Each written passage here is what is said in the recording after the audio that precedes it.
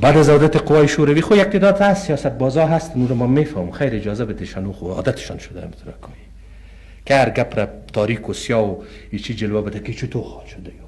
حالا باز آمد از این طرف آمد و از این طرف آمد و از شوروی چطور هست و این پلسترویکا چطور میشه و این نظریات های گذشته ما چطور شد.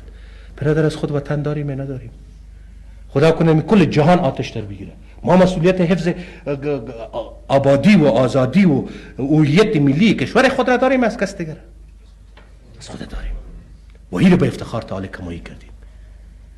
بگذار یک ذره پترول و تیل برای من نرسه، در حالی کنه پس جاری شد به خاطر یک مسئله تکنیکی در یک فابریکه پیدا شده، 4 روز تال خورده، 6 ماه تیل در اینجا رسیده، 1 ماهش از لحاظ قرارداد به عقب افتاده بود، غال مغالش واقع شده. ما میگم یک ایش نرسه.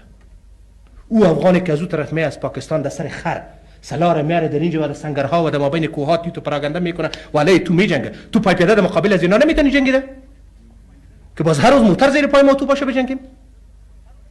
چه تو ایمان افغانی ما اجازه میده که چونین گپ بی غیرت و بی ننگ در برابر یکدیگر زمزمه بکنیم؟ نتونستم افاده بکنم. و یگان زمزمه شنیده میشه سیاست بازا هستن رفقا، سیاست باز که جای خود نیافتن، گپای خود از دست دادن.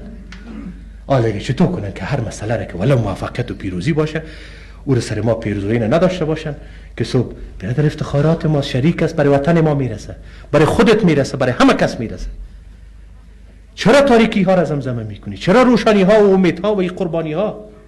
ایداهای صدهای هزاران فرزند از این وطن قربان شده، بهترین همرزمان شما و رفیقان شما که سر به سنگر ماندن و گفتن که ما به یاد تو مردیم و یاد از او و سرسپردگی از او و دلیری از او و جانساری از او فراموش ما شد.